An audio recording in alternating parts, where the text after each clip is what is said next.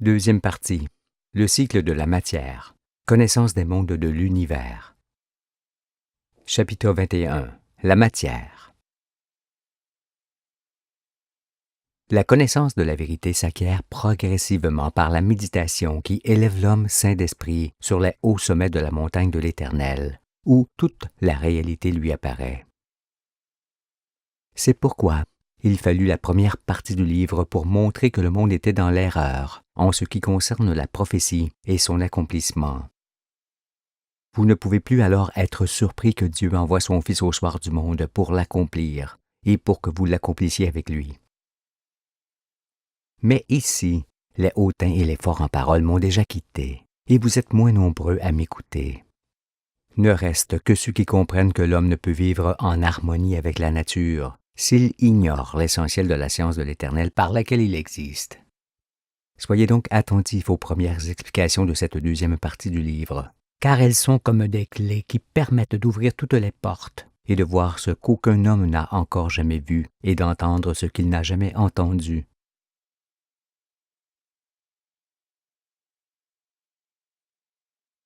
Les états de la matière.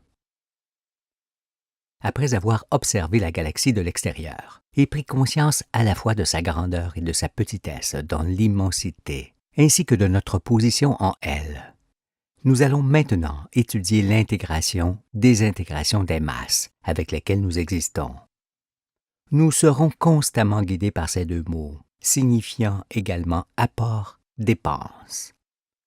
Car il va de soi que sans apport, il ne peut y avoir de dépense, ni de dépense sans apport.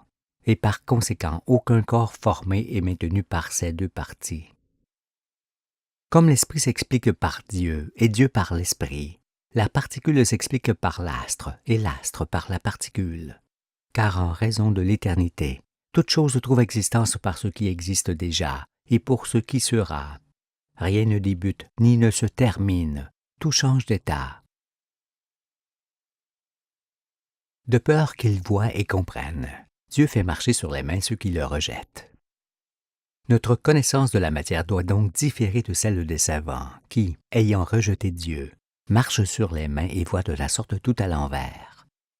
Ces hommes, dont le jugement est inversé, ne peuvent plus s'apercevoir, par exemple, que si, avec de la neige, on façonne des petites boules et qu'avec ces dernières, on en façonne une plus grande, la matière est la neige qui les constitue et non les boules elles-mêmes. Pareillement, il faut s'abstenir de voir la matière de l'univers dans les masses que sont les astres et les particules qui les composent, car il n'y a pas de particules fondamentales de la matière. Non, la matière est uniquement l'essence qui constitue le volume de l'univers, l'espace et le corps des masses, les petites, les particules et les grandes, les astres.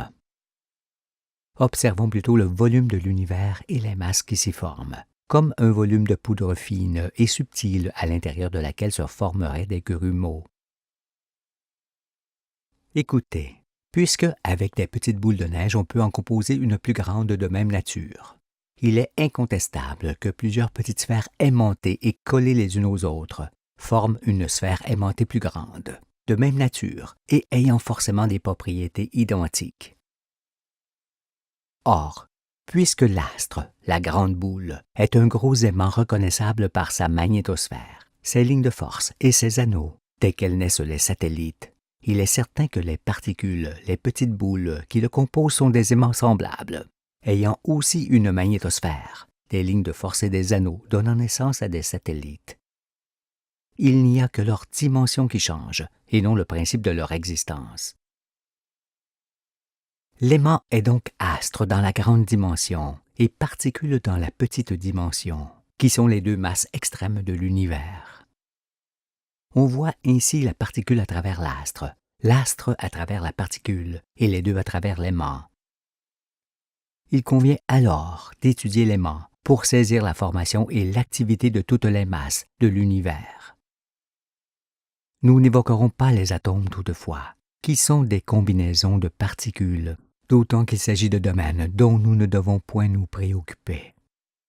Non, nous nous en tiendrons à l'aimant, qui est l'illustration de toute l'activité sidérale. Toujours en ce qui concerne la façon d'observer l'état de la matière, peut-on dire, après avoir brisé une pierre, que celle-ci était composée de tant de morceaux, ou bien qu'on l'a obligée à se briser de la sorte? Donnera-t-on à ces morceaux des noms différents, comme le font ceux qui donnent des noms divers aux morceaux de la particule qu'ils réussissent à briser dans leur accélérateur? Pareillement, et comme cela a déjà été expliqué, si chaque semaine on observe un poussin dans sa croissance, on ne voit pas chaque fois un oiseau différent, mais le même qui change de taille et d'aspect. C'est pourtant la confusion que font les observateurs de la matière, qui voient à chaque fois une particule autre dans l'unique particule qui change en se développant. Alors, sans hésiter, ils lui donnent autant de noms qu'ils font d'observations sur elle. Comme ils affirment que les astres naissent tels qu'ils sont, ils affirment pareillement que les particules naissent telles qu'elles sont. Ce qui complique ma tâche, parce que vous les croyez. Le Soleil est aussi un aimant, car, comme toutes les étoiles, il possède une immense magnétosphère, des lignes de force et des anneaux conséquents sur lesquels se trouvent les planètes. Elles-mêmes ont une magnétosphère, des lignes de force et des anneaux sur lesquels se trouvent les satellites que ces anneaux ont créés. De ce fait, tous ces aimants, plus ou moins actifs, sont reliés entre eux par des attaches matérielles jusqu'au Soleil. On en conclut alors forcément que la famille solaire est un ensemble homogène, composé d'aimants, ayant chacun une action sur les autres, et qu'il en est de même pour toutes les étoiles. Nous le montrerons avec explication et figures.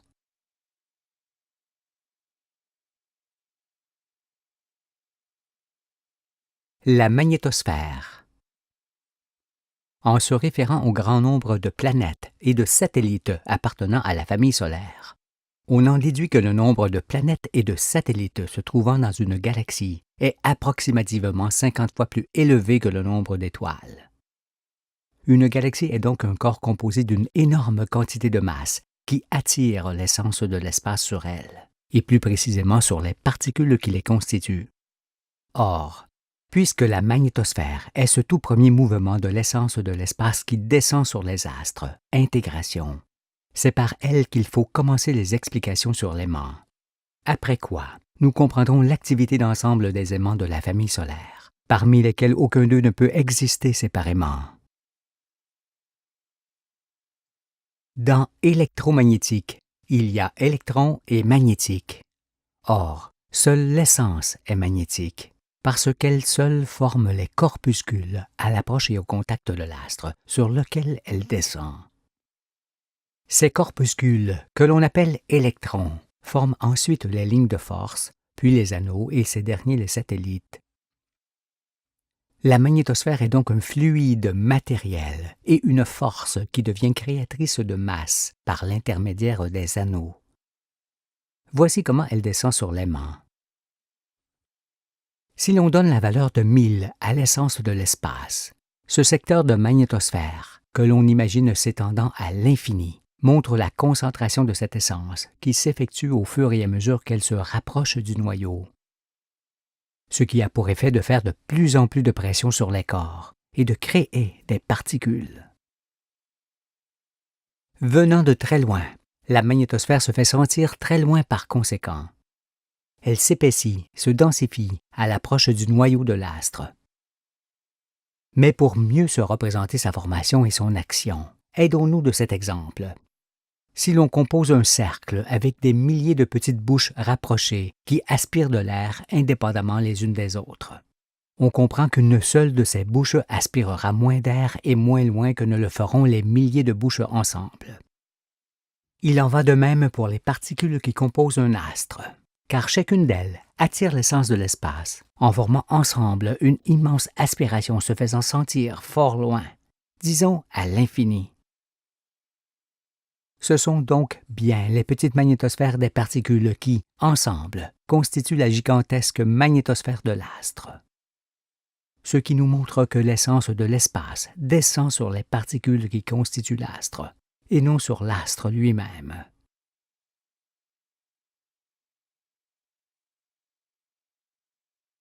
La magnétosphère et la pesanteur. La magnétosphère de l'astre s'avère être ainsi le premier mouvement de la matière de l'espace, à l'origine de toute force et de toute masse existant dans l'univers. Comment illustrer son action sur les corps?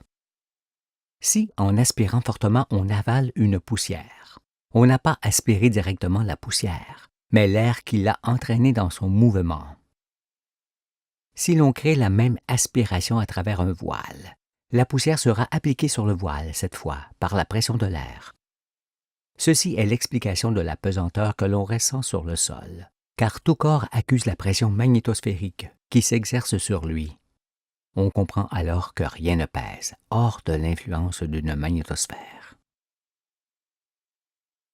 Faite par l'essence qui arrive de l'espace, la magnétosphère est une force qui descend sur le noyau de l'astre en entraînant les corps dans son mouvement. Elle est forcément matérielle, car il est certain que sans matière, il ne peut y avoir de force. La figure précédente montre aussi ce qu'est l'augmentation progressive de cette force magnétosphérique. En conséquence, un corps pèsera moins s'il est loin de l'astre que s'il en est près ou à son contact. Si donc un corps pèse tel poids au niveau de la mer, il pèsera davantage dans les profondeurs et moins en altitude. Ce n'est donc point la densité des corps qui change, comme l'affirment ceux qui inversent les phénomènes, mais la densité de la magnétosphère qui fait pression sur eux. En vérité, la pression magnétosphérique ne s'exerce nullement sur les corps eux-mêmes, mais sur les particules qui les composent. Cela parce que les particules sont faites d'essence et que cette essence en mouvement ne peut les traverser. Pas plus que la neige qui tombe ne peut traverser les boules que l'on façonne avec elle. Il est alors hors de doute et indéniable que la pesanteur est la conséquence de la pression magnétosphérique qui s'exerce uniquement sur l'ensemble des particules qui composent les corps. La magnétosphère est une force centripète qui entraîne les corps vers l'astre, ou les maintient sur lui en faisant pression sur eux. Il ne faut point cependant confondre cette pression magnétosphérique sur les corps avec une quelconque attraction directe de l'astre sur eux. Une pression et une attraction ne sont point la même chose, leur différence étant celle que l'on trouve entre pousser et tirer. Nous verrons bientôt que le noyau d'un astre occupe quasiment tout le volume de cet astre, et qu'il n'attire que l'essence de l'espace qui entraîne les corps dans son mouvement. Lorsqu'un fruit tombe sur le sol, il ne faut pas penser que tous les corps s'attirent entre eux. C'est pourtant ce que l'on apprend aux enfants, en leur faisant croire à une attraction universelle, appelée gravité. Non, si le fruit tombe sur le sol, c'est parce que la magnétosphère terrestre, qui fait pression sur lui, l'entraîne dans son mouvement, ce qui n'a rien à voir avec une quelconque attraction réciproque. Par ailleurs, si des corps se rapprochent, comme cela se produit lorsqu'on place des brindilles sur de l'eau contenue dans un récipient, cela n'est dû qu'aux électrons se trouvant dans l'eau. En effet, avec leur magnétosphère, ils se tirent et s'accrochent partout où ils le peuvent. Ici, ils saisissent les morceaux de bois qu'ils entraînent au bord du récipient, où ils s'accrochent pareillement. Il s'agit de la capillarité. Autre exemple. En puisant sa magnétosphère dans celle de la Terre, la Lune diminue d'autant et localement la pression magnétosphérique terrestre. De ce fait, lors de son passage, la Lune allège tous les corps terrestres qui sont en dessous. C'est ce qui, avec le Soleil, provoque les marées.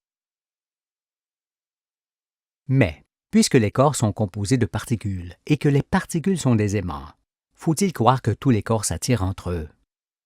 Il n'en est rien. Une pierre, par exemple, est composée de grains. Ces grains sont des cristaux composés eux-mêmes de particules qui se sont soudés les unes aux autres lors d'un refroidissement qui fit contracter la matière sur elle-même. Ces particules soudées de la sorte sont devenues neutres, des neutrons, parce qu'elles ont perdu leur activité. Une pierre n'a donc aucun pouvoir d'attraction. Rejetez alors la fameuse attraction universelle de ceux qui ignorent que les astres sont des aimants et qui, de ce fait, ne peuvent donner aucune explication cohérente à la pesanteur. Rejetez-la, car il s'agit d'un verrou qui ferme la porte de l'entendement.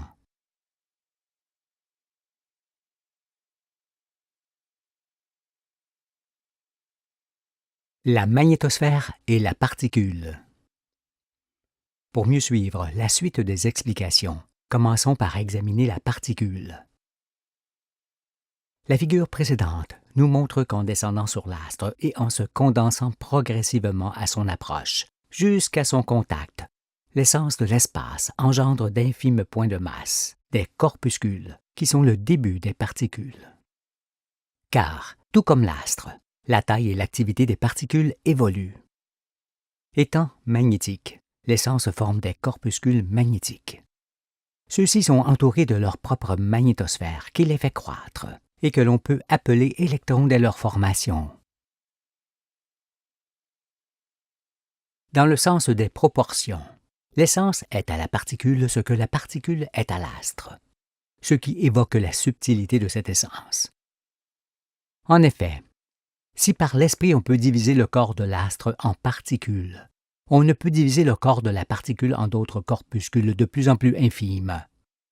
On peut certainement briser une particule en divers morceaux, mais on ne peut, par des subdivisions, descendre jusqu'à l'essence qui la forme.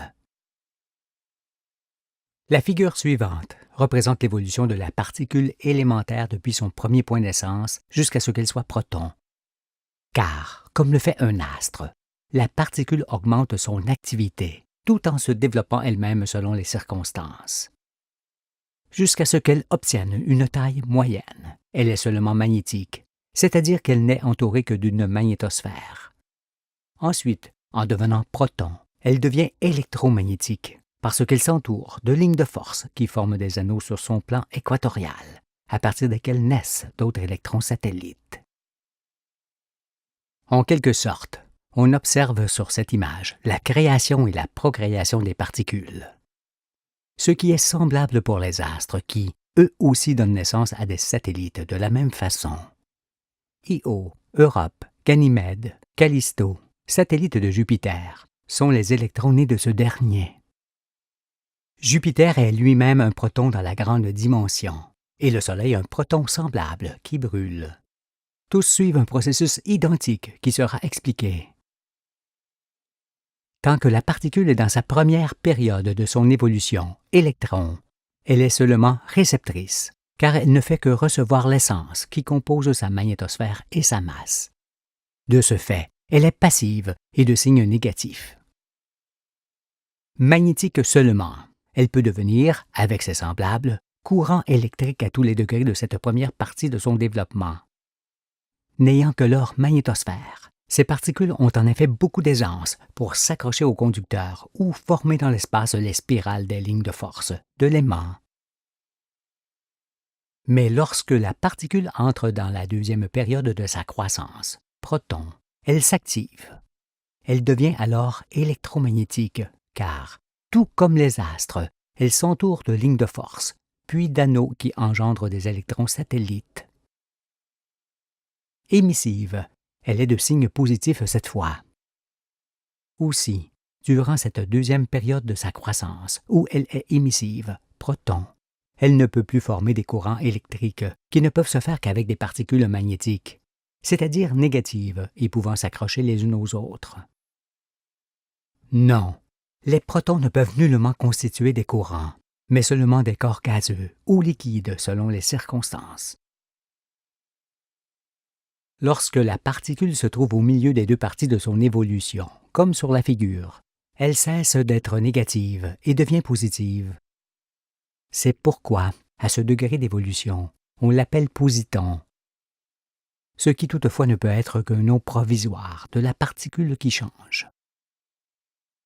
En effet, si à chaque fois qu'on l'observe durant sa croissance, on lui donne un nom différent, comme lepton, électron, positon, méson, proton, neutron, neutrino et autres, on ne peut pas saisir sa réalité, car, donnés inconsidérément, tous ces noms jettent la confusion dans l'esprit. Il faut retenir seulement les noms d'électrons, de protons et de neutrons, car ceux-ci suffisent amplement à voir le changement de la particule élémentaire. Le neutron était un proton qui, en raison d'un choc par exemple, a perdu toute son activité électromagnétique, comprenant magnétosphère, ligne de force, anneau et satellite. Il est donc neutre, car il n'émet ni ne reçoit. Il est alors un excellent support pour les protons qui s'accrochent à lui avec leur magnétosphère. Ce qui compose les atomes, cette fois, les noyaux qui forment les corps. Sachez toutefois qu'un neutron peut, selon les circonstances, se réactiver et redevenir proton. Ce phénomène compliquerait considérablement les choses à nos yeux, si nous essayions de comprendre les combinaisons de particules et leurs réactions qui s'étendent à l'infini. Aussi, nous nous en abstiendrons.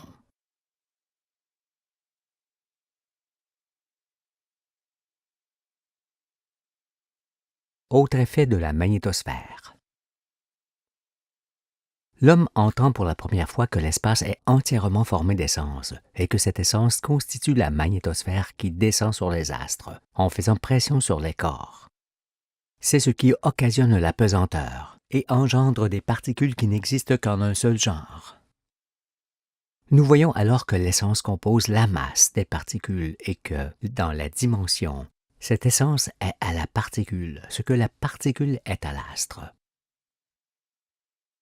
Par ailleurs, sachez qu'en créant un flux qui va du pôle sud au pôle nord de l'astre, pour former ensuite dans l'espace les lignes de force qui partent de l'hémisphère nord et reviennent sur l'hémisphère sud, l'essence oriente l'aiguille de la boussole toujours dans la même direction.